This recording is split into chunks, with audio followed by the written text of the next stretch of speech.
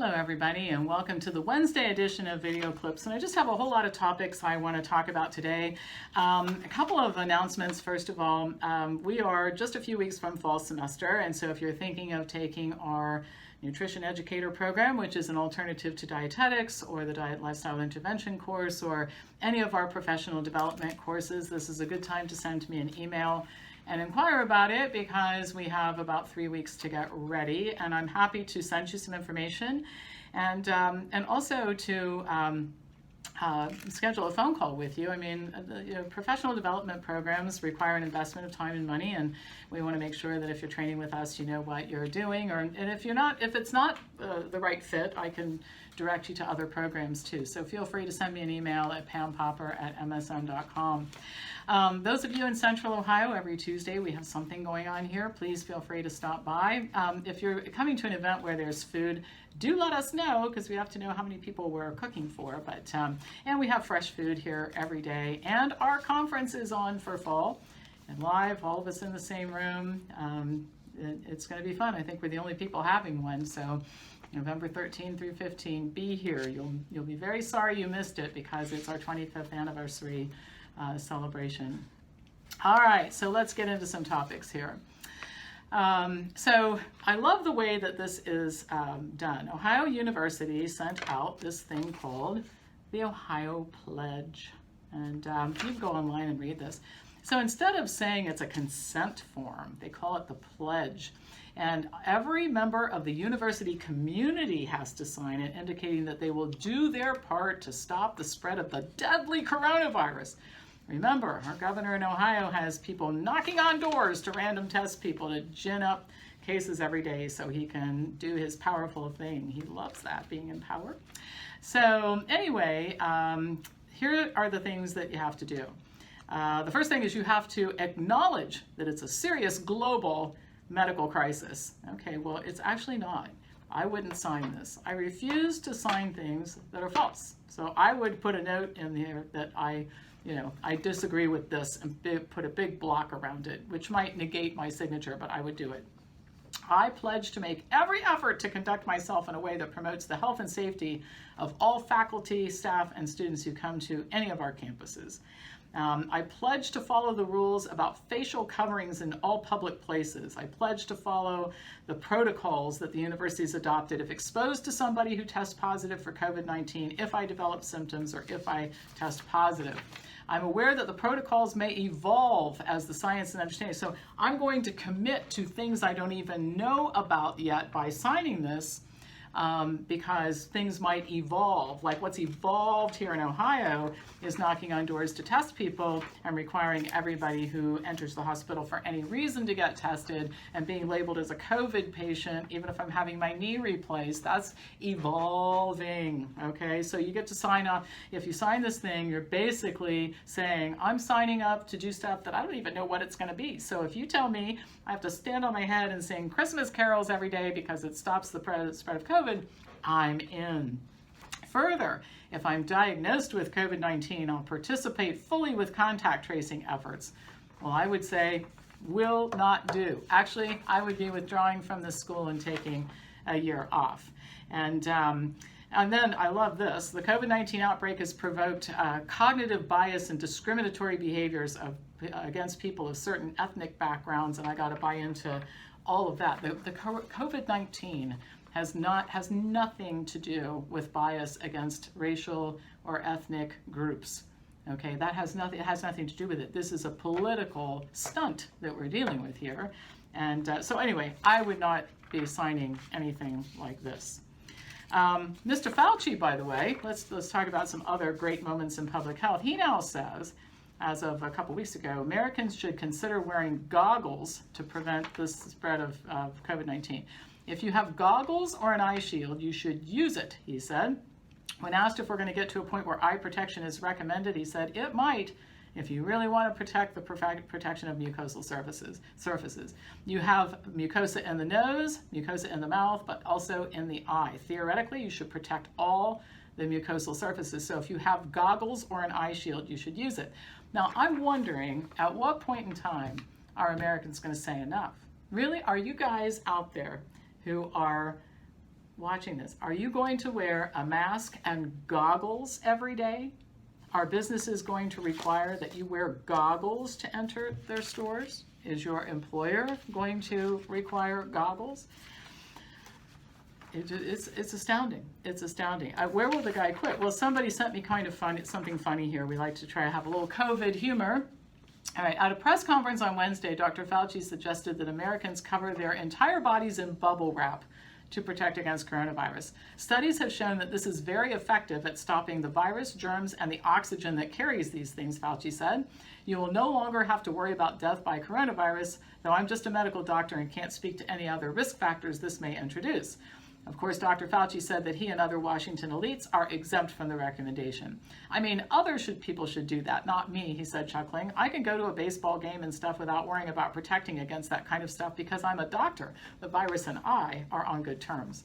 Some doctors quickly held a press conference to point out the dangers of wearing the new full-body bubble wrap cocoons, but their video was banned from Facebook, Twitter, and YouTube for containing dangerous medical misinformation. As of publishing time, Fauci had also pointed out that bubbles are really fun to pop and admitted that they may have informed his recommendation. So, goggles are coming next. And you think bubble wrap is a joke? Well, maybe not. Maybe we all will be walking around in bubble wrap. I don't know where it stops. All right. According to Robert Redfield, director of the CDC, deaths due to suicide and overdose are now higher than deaths due to COVID among high school students. He then stated that the lockdowns and the closure of public schools disproportionately affected the mental health of young people. You think? So he says, this is why I keep coming back for the overall social being of individuals. So let's all work together and find out how we can find common ground to get these schools open. Where Redfield obtained his data is unknown, but I reported on this, and in the CDC, on the CDC site, they referenced it. A doctor at John Muir Medical Center in Walnut Creek who claimed his facility has seen a year's worth of suicide attempts in 1 month period, 4-week period. What I've seen recently, what I've never seen before, he said from this hospital, and then a nurse from the same hospital said, I've never seen so much intentional injury. So we're seeing this not just in the high school population, but in other populations as well. The Chicago Sun-Times looks specifically at black populations. In Cook County, Illinois, the number of suicide deaths is already higher than all of 2019. In Yakima County, Washington, the suicide rate has risen 30%, according to the county coroner.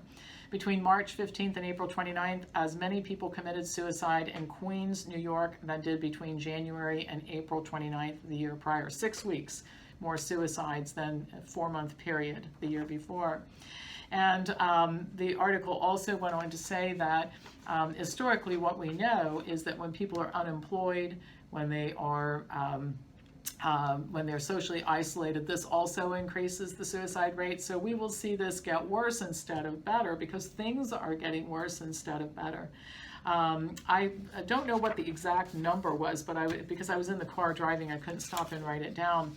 But there are something like every month, there are several million businesses that cross that line where they're never coming back. I mean, some can survive for a period of time, but not indefinitely. So every week or every month, we're throwing more people into the depths of despair, economic ruin, and that sort of thing. And I don't know what the feds are going to do about this, but I think we can all agree we're beyond the point where $1,200 is going to solve anybody's problems. And you can't pay people $600 a week for the rest of their lives. Sooner or later, they're going to need jobs, and the businesses that are permanently closing are not going to be able to offer them.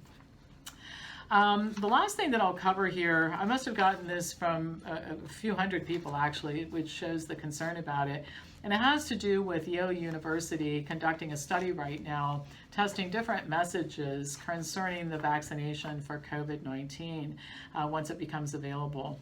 And I think there's some good news in this. The anticipated uptake on the vaccines is for the first time dipping below 50%. So this indicates that they know they have a problem.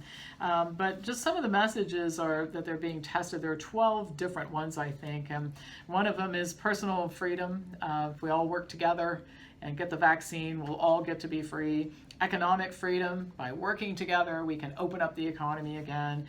Self-interest is dangerous even to the young and healthy, so the best way to protect yourself is to get a vaccine. Social benefit, stress the danger. This comes right off of the Yale website, by the way. Stress the danger of COVID to loved ones. The more people who get vaccinated, the lower the risk that your loved ones will get sick.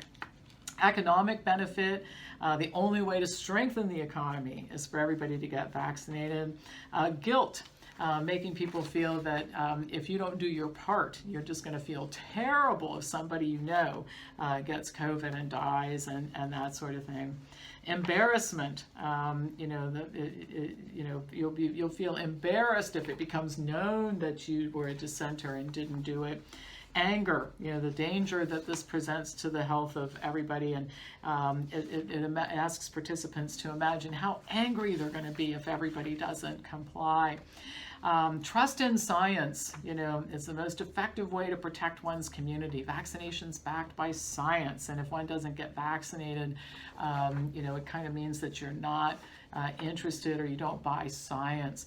And then, how firefighters and doctors and frontline medical workers are brave, and those who choose to get vaccinated are brave, and if you choose not to, then you're obviously not a brave person. Well, first of all, it's kind of, I don't know who's paying for this. I was so disgusted by the messages, I guess I didn't care much who was paying for it. But it's this kind of propagandizing is concerning. Based on my the person who wrote to me yesterday about when I was covering the it's okay to lock people up as long as you let them go and all that sort of thing, might think, oh, propaganda is good. But I don't think propaganda is good. I mean, what I would expect, and I don't think this is too much to ask, is that the government would be honest about the risks and benefits associated with getting this vaccine.